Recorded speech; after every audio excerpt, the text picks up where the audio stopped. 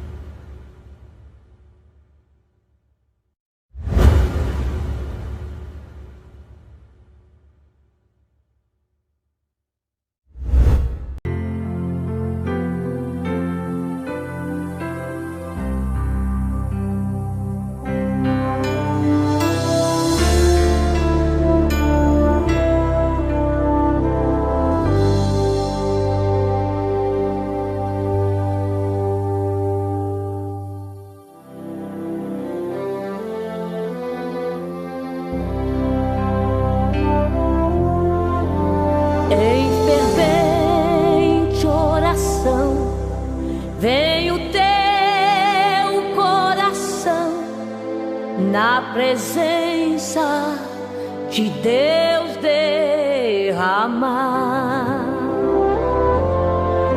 mas só podes fluir o que estás a pedir quando tudo deixares no altar.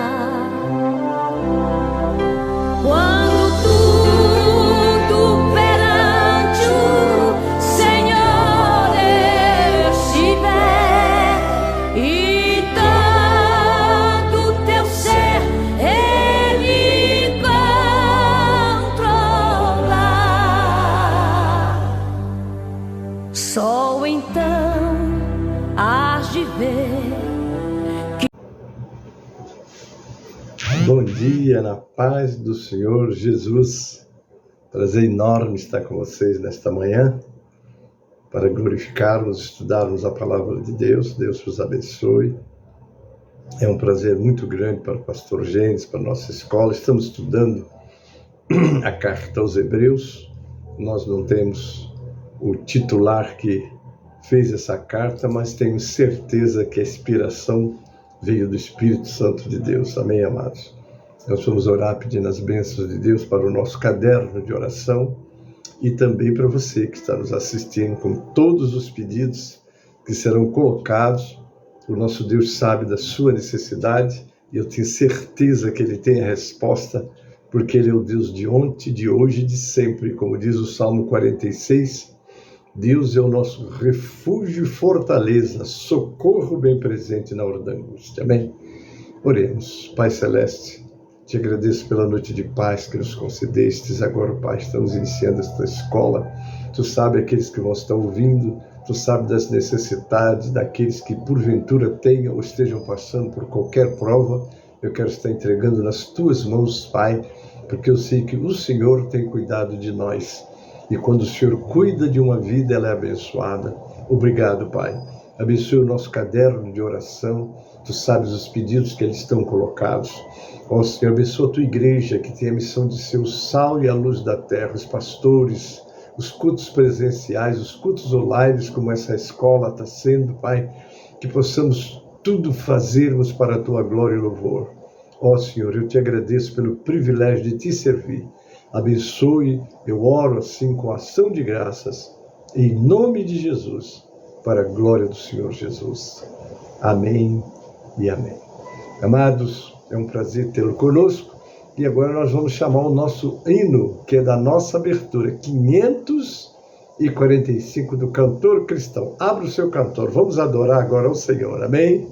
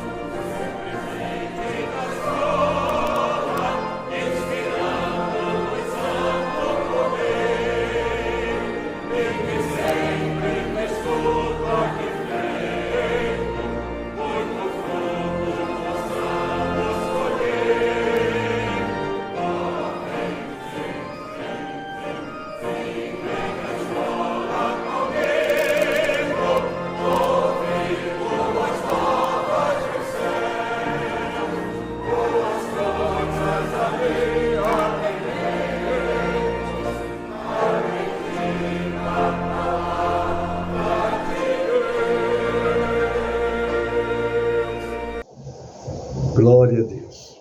Agora, queridos, nós vamos ler o texto que vai dar base para a nossa aula de hoje, que é Hebreus capítulo 12. O título que está aqui é Cristo como Filho do Homem é superior aos anjos e o sumo sacerdote idôneo e compassivo. Quero deixar como título para a nossa lição de hoje, sumo sacerdote idôneo e compassivo. É o título que quero dar essa aula. Eu passo a ler. Portanto, convém nos atentar com mais diligência para as coisas que já temos ouvido, para que em tempo algum nos desviemos delas.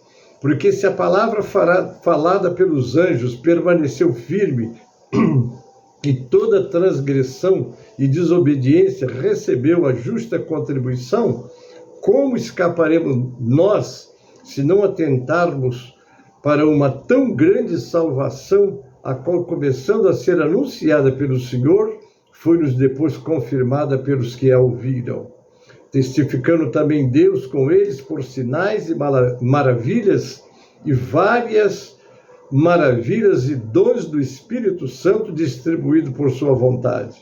Porque não foi aos anjos que sujeitou o mundo futuro do que falamos, mas em certo lugar testificou alguém dizendo: que é o homem para que dele te lembres, ou o filho do homem para que o visistes?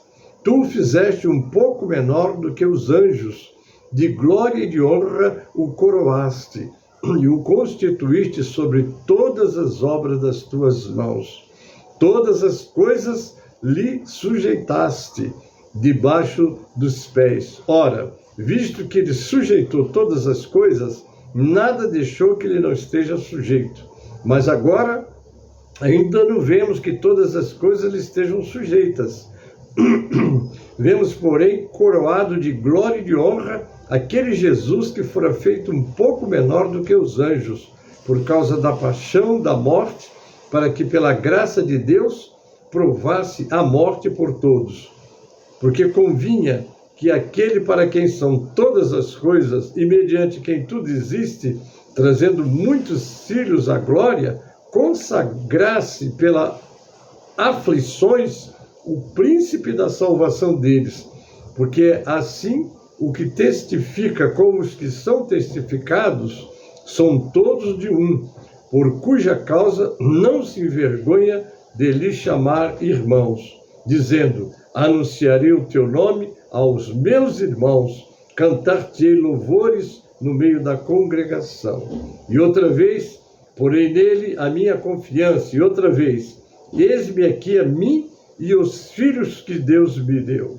Visto como os filhos participam da carne e do sangue, também ele participou das mesmas coisas, para que pela morte aniquilasse o que tinha o império da morte, isto é, o diabo, e livrasse todos os que, com medo da morte, estavam por toda a vida sujeitos à servidão.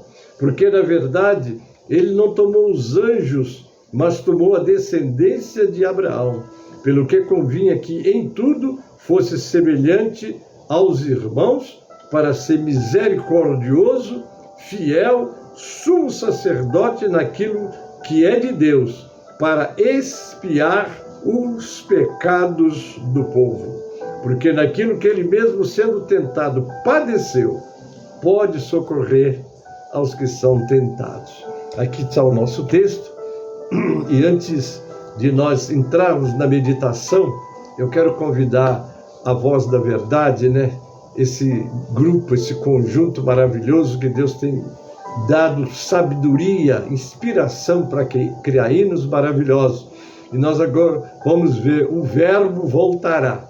Vamos ouvir com Moisés no louvor e toda a sua equipe para esta manhã alegrar o teu coração.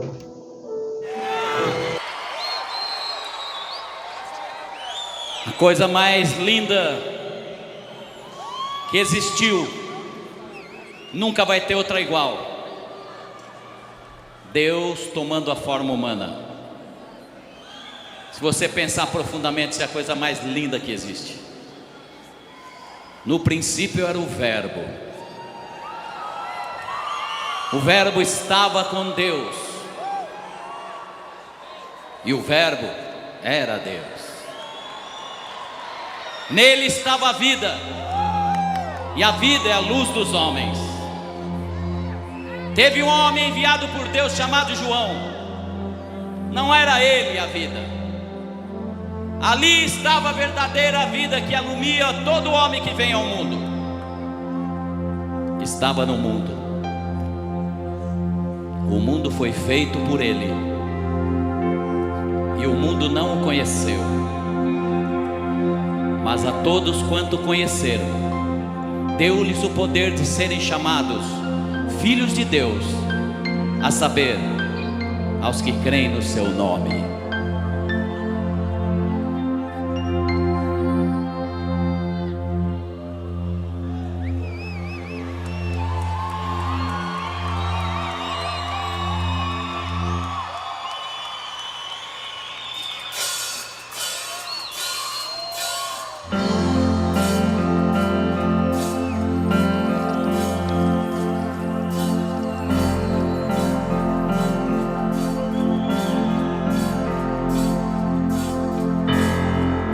O Verbo se fez carne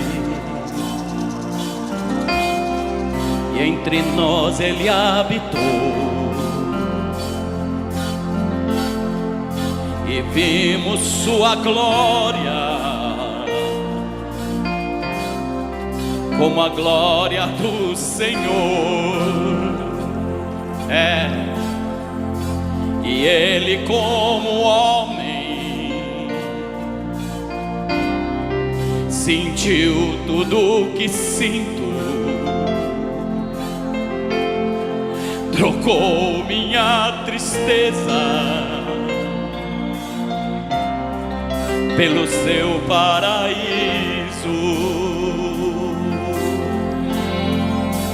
Nele está a vida, nele está a paz. Ele é o Messias, que em breve voltará. Ele é fiel para judeus e para gentios. Este é Jesus, o Deus de Israel.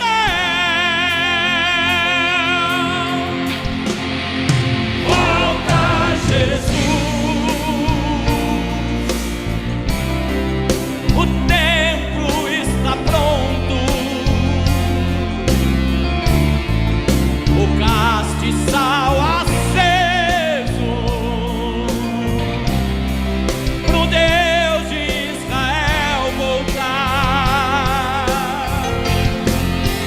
Volta, Jesus, o véu já está rasgado, verei a sua face, pra sempre a seu lado. Oh, oh, oh,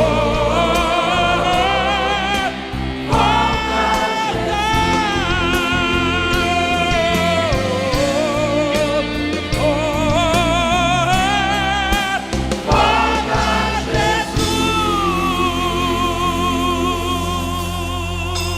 você volta, Jesus.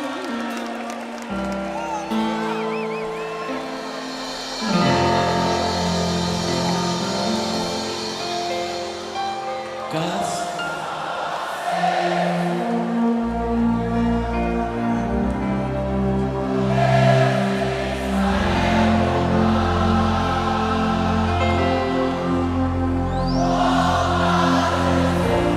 Alabassa, aleluia.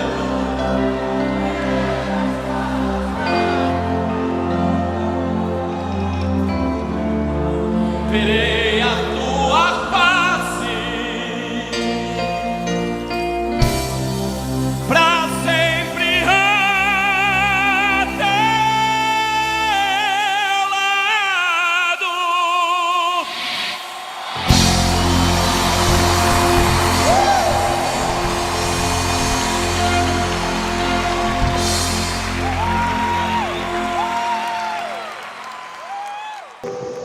Amém e glória a Deus. Amém, irmãos? De fato, este louvor é muito forte, né?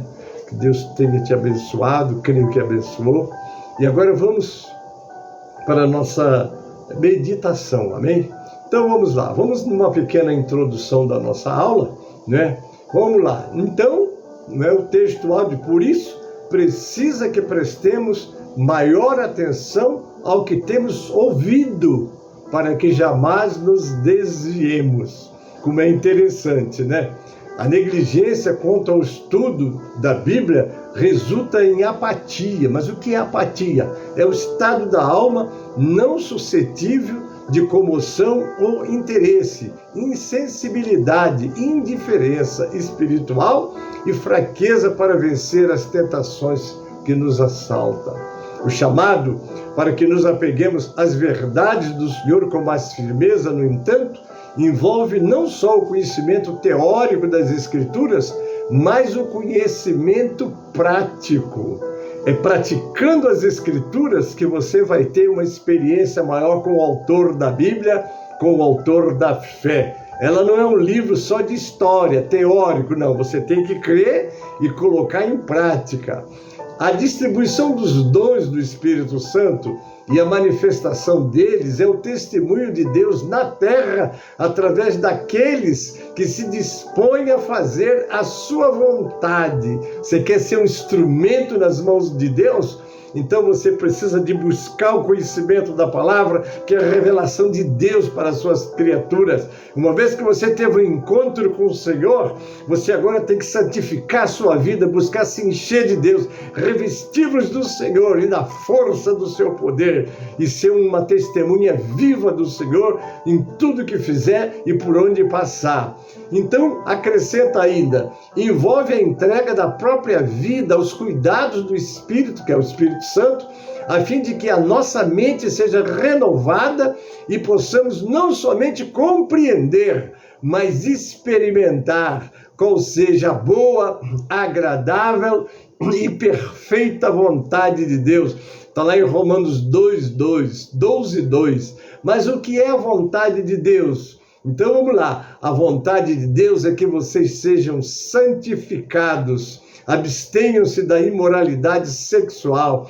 Cada um saiba controlar o seu próprio corpo de maneira santa e honrosa, não dominado pela paixão de desejos desenfreados, como os pagãos que desconhecem a Deus. Neste assunto, ninguém prejudique seu irmão, nem dele se aproveite. O Senhor castigará todas essas práticas, como já dissemos e asseguramos, porque Deus não nos chamou para a impureza, mas para a santidade. Aleluia!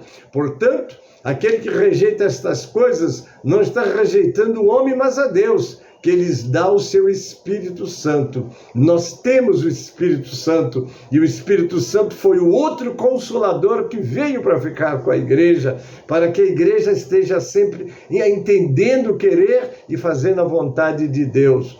O primeiro capítulo de Hebreus afirma claramente a superioridade de Jesus sobre profetas e anjos.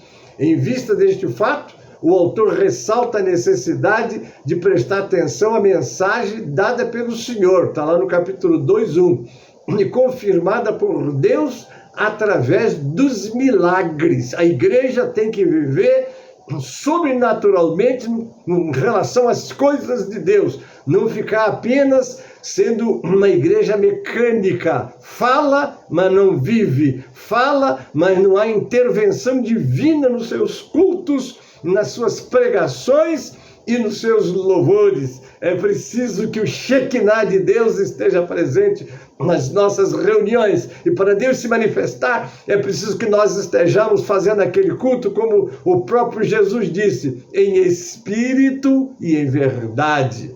Não é? Ele defende essa ideia usando uma forma de argumento que aparece várias vezes em seu livro. Aqueles que desobedeceram à lei entregue pelos anjos, a lei de Moisés, foram justamente punidos.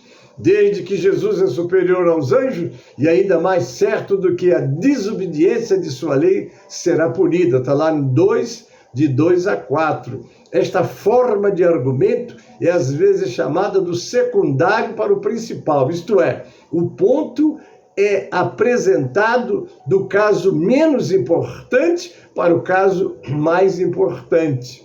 Os primeiros 4 versículos também introduzem um outro padrão encontrado neste livro. Enquanto o autor argumenta de um modo muito lógico, ele interrompe periodicamente seu raciocínio com advertências aos seus leitores. Ele escrevia aos cristãos que estavam pensando em voltar ao judaísmo as 5 advertências, como estas espalhadas através de todo o livro. O escritor cita o Salmo 8, dos versos 2, 6 a 8, né? Uma passagem que observa que o homem foi criado um pouco mais baixo do que os anjos. Este fato provavelmente levantou uma questão na mente dos seus leitores. Se Jesus é superior aos anjos, por que ele tomou a forma de um homem que foi feito inferior aos anjos? A resposta a esta pergunta é encontrada no papel redentor que Jesus desempenha. O homem precisa de um mediador entre Deus e si mesmo. Está lá em 1 Timóteo 2,5. Pois há um só Deus e um só mediador entre Deus e os homens, Jesus Cristo, o homem. Porque Jesus sofreu e foi tentado como são os homens neste mundo, ele pode, portanto, ajudar os homens com um misericordioso e fiel sumo sacerdote. O autor de Hebreus voltará ao assunto de sumo sacerdote Jesus para uma extensa discussão mais tarde neste livro. Neste capítulo, contudo, ele afirma que Jesus tinha que se tornar como seus irmãos, de modo a servir como sumo sacerdote. Ele tinha que tomar um corpo humano para experimentar morte por todos os homens. Através da sua morte e ressurreição, ele derrotou Satanás, que tem o poder da morte. Está lá no capítulo 2, 14. Ele tinha que se tornar como homem, isto é, partilhar da carne e do sangue, porque dá ajuda aos homens e não aos anjos. Deus seja louvado por termos um sumo sacerdote que entende a nossa situação. Ele esteve nesse corpo que nós estamos. Todas as coisas estão sujeitas a Jesus, porém os cristãos ainda não viam que todas as coisas estavam sujeitas a ele. Este era um problema de entendimento de alguns cristãos que o escritor queria esclarecer. Embora não vissem que todas as coisas estavam sujeitas a Cristo, isso não muda a realidade dos fatos. Todas as coisas estão sujeitas a Cristo. Continuando, somente no capítulo 2 é possível precisar qual o contexto da carta aos Hebreus, visto que o primeiro capítulo resume-se em uma abordagem específica sobre a pessoa de Cristo. Antes de prosseguir, é necessário enfatizar que, caso não houvesse o oposto explicativo do primeiro capítulo, que trata especificamente da pessoa de Jesus, está lá em Hebreus 1, 3 a 4, juntamente com várias citações do Antigo Testamento, está lá em Hebreus 1, 5 a 14, o assunto principal que o escritor da carta transmite aos leitores começa no capítulo 1, verso 1 e 2 e continua no capítulo 2, verso 1 em diante. Ele queria que os cristãos entendessem que, como Deus falou muitas vezes, de várias formas aos pais, os israelitas, utilizando seus profetas, agora falou através do seu Filho, que demanda maior diligência por parte dos ouvintes com relação ao que já foi ouvido. O tema em destaque na carta aos Hebreus é a mensagem anunciada. Veja bem, queridos, você ouve a pregação, você ouve o louvor, Deus fala de muitas formas, de muitas maneiras, mas é o Espírito Santo que usa através dos dons os seus vasos. Neste capítulo é possível determinar o tema, o enfoque e o contexto da carta aos Hebreus. Aqui começa: portanto, convém nos atentar com mais diligência para as coisas que já temos ouvido, para que em tempo algum nos desviemos delas. Não é? Porque se a palavra falada pelos anjos permaneceu firme e toda transgressão e desobediência recebeu a justa retribuição, como escaparemos nós se não atentarmos para uma tão grande salvação, a qual, começando a ser anunciada pelo Senhor, foi-nos depois confirmada pelos que a ouviram, testificando também Deus com eles por sinais e milagres e várias maravilhas e dons do Espírito Santo distribuído por sua vontade. Então Deus tem se manifestado através da sua igreja, através dos seus instrumentos, porque Deus quer nos usar, não só no que é natural, mas no sobrenatural. É muito bom quando nos reunimos e o Espírito Santo de Deus usa o dirigente, usa o pregador, usa o que testemunha, usa o que louva, porque é Deus que está ali no comando daquele trabalho. O escritor demonstrou que antigamente Deus falou várias vezes e de muitas maneiras, mas que nos últimos dias falou-nos através do seu próprio Filho. Ele mandou mensagem, profetas, juízes, enfim, Deus usou homens, mas depois ele desceu pessoalmente para trazer as suas instruções e também expiar os nossos pecados. Conclui-se que Deus falou enviou o seu Filho para falar aos homens, o que demonstra o compromisso e o amor de Deus para com os homens. É por isso que ele enviou o seu Filho. Os cristãos não podem seguir o exemplo negativo dos israelitas, que foram relapsos quanto ao que Deus falou por intermédio dos seus servos, os profetas. Agora, após terem ouvido a mensagem de Deus por intermédio do Filho, os cristãos devem atentar diligentemente para as coisas que já ouviram. É conveniente aos cristãos atentarem diligentemente para as coisas que já ouviram, para que algum tempo eles se desviem do Evangelho. Olha, se Deus falou várias vezes, de muitas maneiras, ao povo antigo, no Antigo Testamento, e muitos pereceram por não atentarem para as mensagens, o cristão, por sua vez, deve utilizar o passado do povo de Israel como exemplo e ser diligente atentando para o que ouviu. Nós temos uma advertência no capítulo 10 de 1 Coríntios, de 1 a 13, eu passo a ler. Porque não quero, irmãos, que vocês ignorem o fato de que todos os nossos antepassados estiveram sob a nuvem, todos passaram pelo mar. Eu continuo, está aqui, ó. Sob a nuvem, todos passaram pelo mar. Em Moisés, todos eles foram batizados na nuvem e no mar. Todos comeram do mesmo alimento espiritual e beberam da mesma bebida espiritual, pois bebiam da rocha espiritual que os acompanhava, e essa rocha era Cristo. Contudo, Deus não se agradou da maioria deles. Por isso, os seus corpos ficaram espalhados no deserto. Essas coisas ocorreram como exemplo para nós, para que não cobicemos coisas mais como eles fizeram. Não sejam idólatras como alguns deles foram, conforme está escrito: o povo se assentou para comer e beber e levantou-se para se entregar à farra. Não pratiquemos imoralidades, como alguns deles fizeram, e num só dia morreram 23 mil, não é fácil. Não devemos pôr o Senhor à prova, como alguns deles fizeram, e foram mortos pelas serpentes. E não se queixem como alguns deles se queixaram, e foram mortos pelo anjo destruidor. Essas coisas aconteceram, olha o alerta, irmãos, é o verso 11 do capítulo 10 de 1 Coríntios.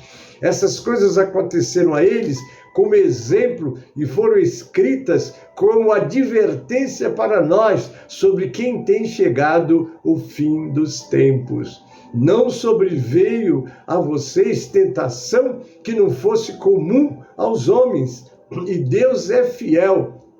Ele não permitirá que vocês sejam tentados além do que podem suportar, mas quando forem tentados, Ele mesmo providenciará um escape para que possam suportar. Então nós temos um Deus que cuida de nós, que está do nosso lado. Ele nos deu do seu Espírito para morar em nós, não é? E para que pudesse estar nos orientando, nos instruindo, nos fortalecendo para vencermos as provas.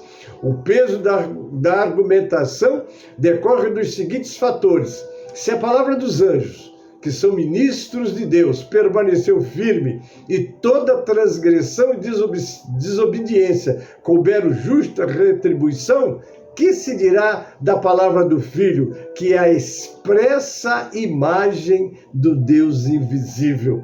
A exortação é clara: os cristãos devem atentar para o que já foi dito, para que em tempo algum se desvie do que foi anunciado.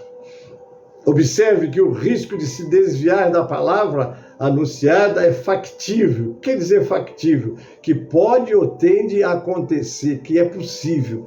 Uma vez que o próprio escritor da carta se inclui entre aqueles que devem atentar diligentemente para a mensagem do Evangelho, ao utilizar a primeira pessoa do plural, nós, ao registrar, portanto, convém-nos. O escritor da carta demonstra que ele também ficaria exposto a riscos caso não atentasse diligentemente para o que Deus já noticiou por intermédio do seu Filho Jesus. Em hipótese alguma, o escritor descarta a fidelidade de Deus, visto que, por meio por mais que o homem seja infiel, Deus continua fiel e poderoso em salvar, está em Romanos 9:6. Longe de nós entendermos que a salvação não é eterna, porém não é porque alguém frequenta uma igreja evangélica que já lhe pertence esta adoção. Ou seja, o cristão deve entender que a palavra falada por Deus tem o suporte da sua fidelidade e imutabilidade, ou seja, ele não volta atrás, não é? Nós vamos falar um pouco sobre perda de salvação, mas é quando eu estudar o capítulo 6 que eu vou trazer para vocês as correntes, não é? Seja arminiana, seja reformista, mas eu vou deixar para o capítulo 6. Mas a nossa salvação é garantida, porque aquele nos salvou, dou-lhes a vida eterna e nunca hão de perecer, e ninguém as arrancará das minhas mãos. Amém, queridos? Mas nós vamos dirimir, trazer todo o esclarecimento no capítulo 6.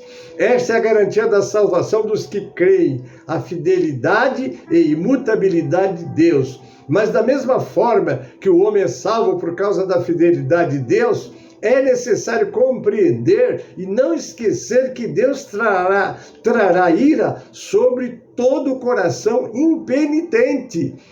Deus não volta atrás da sua palavra, porém o homem pode de modo próprio desconsiderar o que já foi ouvido e desviar-se do que Deus propõe através do Evangelho de Cristo. Isso daí eu vou detalhar no capítulo 6 para vocês. As pessoas podem ouvir a mensagem do Evangelho, não compreender e nem atentar para o que já ouviu, e o maligno vem e arrebata o que foi semeado. Está lá em Mateus 13:19, na parábola do semeador. A indagação do escritor aos Hebreus é oportuna. Como escaparemos nós se não atentarmos para uma tão grande salvação? Está lá em Hebreus 2:3, ou seja, atentar com mais diligência para o que já se ouviu é o mesmo que atentar para a tão grande salvação revelada em Cristo. Eu fico às vezes pensando, irmãos, fulano está morrendo, ele teve Cristo, ele teve um encontro com Cristo. Se ele não teve um encontro com Cristo, ele está perdido. Mas a gente tem que respeitar porque a família não é cristã. Bem verdade é, como está em 4 de 2 Coríntios, o Deus deste século cegou o entendimento dos incrédulos, para que não resplandeça a luz do Evangelho da glória de Deus. Mas é nossa missão, irmãos, está falando da eternidade sem Deus. O que é a eternidade sem Deus, como aconteceu com aquele rico do capítulo 16 do livro de Lucas, que não teve tempo, não deu valor, não deu importância às coisas de Deus, morreu e foi para o inferno, ainda tentou. Não é que o pai Abraão, ali representado pelo pai Abraão, então, que ele enviasse Lázaro de volta à terra para testemunhar para os seus irmãos. E Abraão foi muito claro: se eles não ouvem Moisés e os profetas, tampouco crerão, ainda que alguém volte dos mortos. Então passou, selou o destino. No fim de cada vida, temos 2 destinos: vida eterna, para quem aceitou Jesus, que diz: eu sou o caminho, a verdade e a vida, ninguém vem ao Pai a não ser por mim. Essa é a vida eterna, ou morte eterna, para quem rejeitou o Senhor, que muitas pessoas rejeitam. Cada um tem a sua religião. Jesus não é religião, Jesus é salvação. Ele, no sentido de religar, ele é o que está entre nós e Deus. E nós precisamos de crer, viver isso e praticar isso e passar isso adiante, queridos. A tão grande salvação começou a ser anunciada por intermédio de Jesus, o Senhor, não é? E se os cristãos não atentarem diligentemente para o que ouviram, há a possibilidade de desviar-se das palavras de Cristo, que é o Espírito e vida. Não há como o homem ser salvo se não atentar para o que foi anunciado por Cristo e seus apóstolos. Está lá em Hebreus 12:2. O que foi anunciado por Jesus também foi confirmado pelos que ouviram dele. E Deus, por meio de sinais e milagres, também deu testemunho deles. O tema da carta começa a ficar perceptível, que é atentar para a palavra que Deus anunciou aos homens por intermédio do seu Filho. A palavra de Deus anunciada, ela é anunciada através dos tempos. Mais de 2000 anos se passaram desde que Jesus esteve aqui, não é verdade? Para não perder o foco, estaremos demonstrando capítulo após o capítulo como se desenvolve esse tema no transcorrer da carta. O enfoque que o escritor centra-se na atitude dos cristãos frente à palavra de Deus, que foi anunciada pelos profetas e que nos últimos dias foi anunciada pelo Filho. Ela vinha sendo anunciada há milênios, né? Mas depois o Filho veio cumprindo o que Deus prometera lá no Jardim do Éden. Da semente da mulher vai nascer um que vai esmagar a cabeça da serpente. Vamos fazer um pouco referência entre anjos e homens, né? O escritor já havia demonstrado que todos os anjos são espíritos ministradores enviados para servir aqueles que hão de herdar a salvação. Está lá em Hebreus 1,14. E que a palavra falada pelos anjos permaneceu firmes. Hebreus 2,2. A missão dada por Deus aos anjos, de ministros e mensageiros em favor dos homens, somente demonstra o cuidado do Criador para com os homens. Porém, não foi eles que Deus sujeitou o mundo vindouro. Esta ressalva é pertinente e esclarecedora.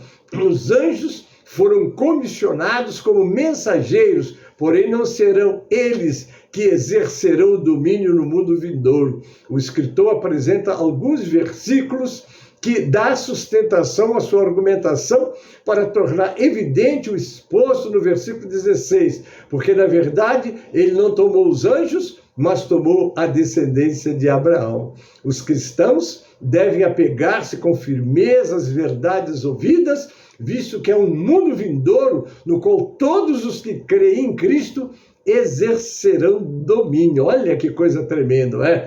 Não será um mundo sujeito aos anjos, conforme é possível depender da explicação que o escritor aos Hebreus faz do salmo que segue, que é o homem para que dele te lembres, ou o filho do homem para que o visites.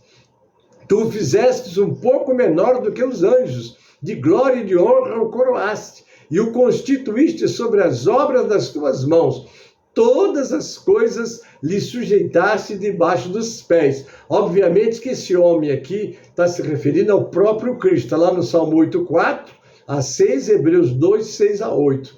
O Salmo 8º envolve inúmeras questões, porém, para o nosso estudo, demonstraremos que ele é eminentemente messiânico.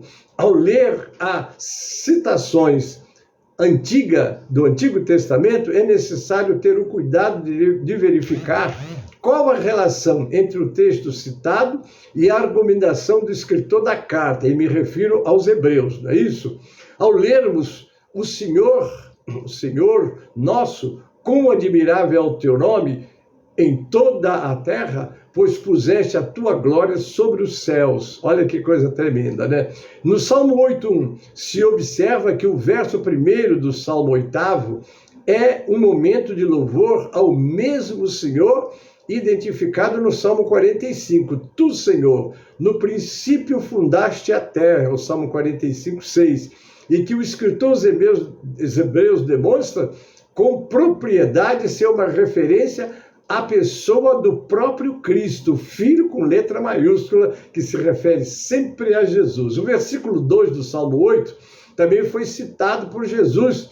Disseram-lhe, ouves o que estes dizem? E Jesus lhe disse, sim, nunca leste pela boca dos meninos e das criancinhas de peito, tiraste o perfeito louvor?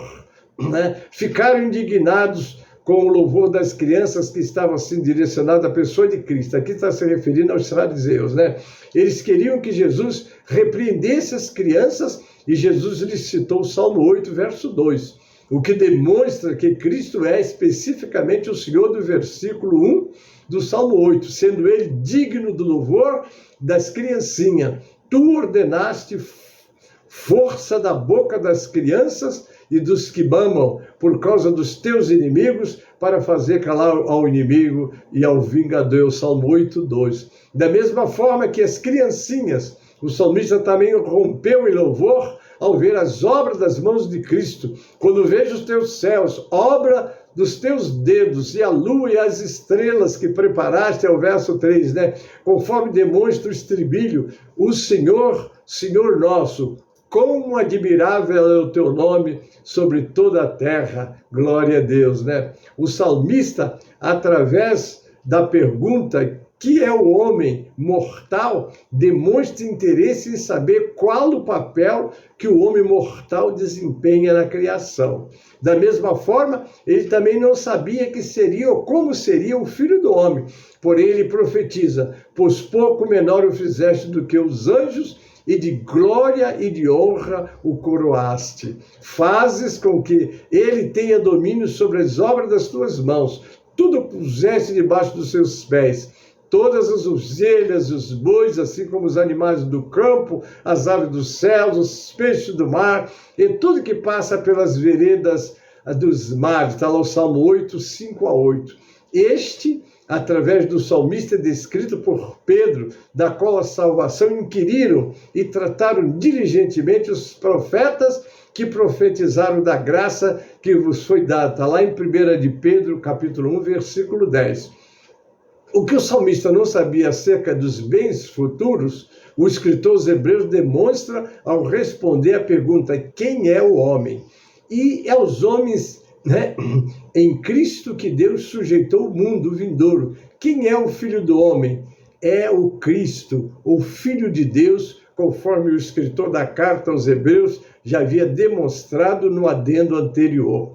Pois pouco menor o fizeste do que os anjos, e de glória e de honra o coroaste. Fazes com que ele tenha domínio sobre as obras das tuas mãos. Tudo puseste debaixo dos seus pés. Todas as ovelhas e bois, assim como animais do campo, as aves dos céus e os peixes do mar, e tudo que passa pelas veredas dos mares. Interessante, né? Esta é a explicação dada pelo escritor aos Hebreus sobre este salmo. Ora, visto que lhe sujeitou todas as coisas, nada deixou que não lhe esteja sujeito. Mas agora ainda não vemos todas as coisas sujeitas a ele. Vemos, porém, coroado de glória e de honra aquele Jesus que fora feito um pouco menor do que os anjos, por causa da paixão e da morte, para que pela graça de Deus provasse a morte por todos. Porque convinha que aquele para quem são todas as coisas e mediante quem tudo existe, trazendo muitos filhos à glória, consagrasse pelas aflições o príncipe da salvação deles. Porque assim o que santifica, como os que são santificados, são todos de um, por causa de não se envergonhar de lhe chamar irmãos. Está lá em Hebreus 2, 8, da parte B até o 11. O escritor aos Hebreus demonstra que Jesus é aquele que foi feito um pouco menor do que os anjos. Está lá no Salmo 8, 5. Conforme o Salmo diz, porém o mesmo Salmo também apresenta Jesus como aquele para quem são todas as coisas e mediante tudo existe. Que coisa maravilhosa, não é, queridos? O escritor aos Hebreus demonstra que desde que todas as coisas foram sujeitas a Cristo, nada está fora do seu domínio. Louvado seja o nome do Senhor. Todas as coisas estão sujeitas a Jesus. Porém, os cristãos ainda não viam que todas as coisas estavam sujeitas a eles. Este era o problema de entendimento de alguns cristãos que o escritor queria esclarecer. Embora não vissem que todas as coisas estavam sujeitas a Cristo, isso não muda a realidade dos fatos.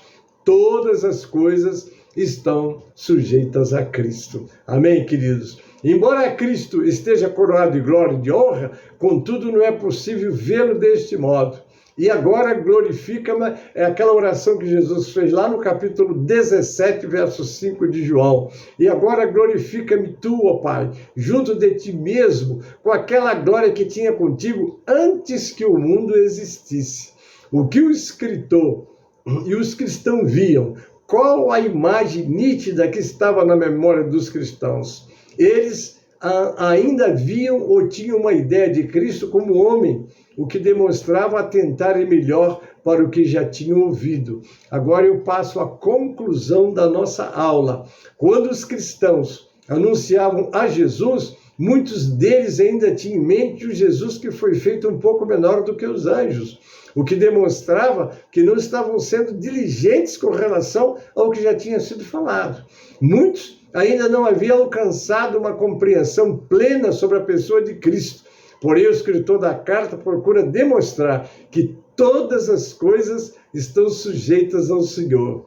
A escritura do Antigo Testamento já demonstrava que todas as coisas estariam sujeitas a Cristo. Ou seja, os cristãos precisavam enxergar, que eles vê por meio da Escritura, que Jesus haveria de ser coroado de glória e de honra após a ressurreição dentre os mortos.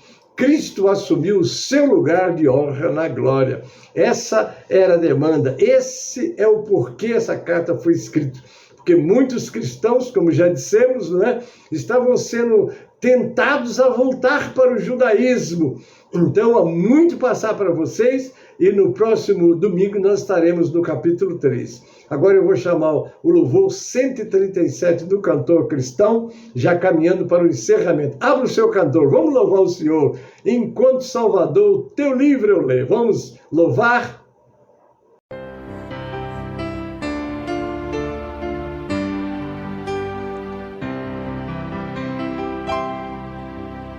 Enquanto Salvador, teu livro eu ler, meus olhos vêm abrir, pois quero ver da mera letra além a ti, Senhor. Eu venho a ti, Jesus, meu Redentor. À beira-mar, Jesus, partiste o pão, satisfazendo ali a multidão. Davi do pão és tu, vem, pois assim satisfazer, Senhor, a mim. Enquanto Salvador, teu livro eu ler, meus olhos vêm abrir, pois quero ver da mera letra além a ti, Senhor. Eu venho a ti, Jesus, meu Redentor. À beira-mar, Jesus, partiste o pão, satisfazendo ali a multidão. Davi do pão és tu, vem, pois assim satisfazer, Senhor, a mim.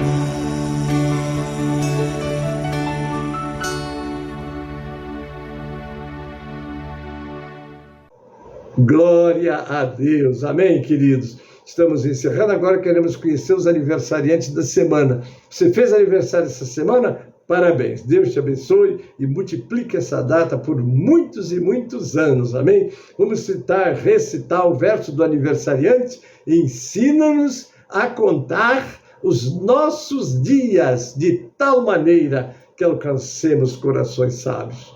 Queridos, Deus vos abençoe grandemente. Amém? Agora nós vamos orar. Não esqueça que ao meio-dia nós temos o clamor do meio-dia. Às 18 horas nós temos o clamor das 18 horas com as nossas irmãs. E que Deus vos abençoe grande e poderosamente em nome de Jesus. Pai, muito obrigado por esses momentos que passamos meditando na Tua Palavra, aquilo que este pequeno servo não conseguiu transmitir, que o Teu Espírito complete nos corações. Agora eu te peço uma bênção especial para todos que aniversariaram durante essa semana, multiplique os seus anos na tua presença e os abençoe. Também abençoe a tua igreja, que tem a missão de ser o sal e a luz da terra. Eu oro pelos nossos governantes, eu oro por todos que estão comigo nessa escola. E se algum pedido, se algum clamor foi colocado enquanto eu estava ministrando, Senhor, que a tua intervenção possa vir e atender cada pedido, cada oração. Assim eu oro, com ação de graças, em nome de Jesus, para a glória do Senhor Jesus. Amém e amém. A graça do Senhor Jesus e o amor de Deus, o nosso Pai, a comunhão e as consolações do Espírito Santo seja conosco, amados, não só hoje, mas para sempre. Amém e amém.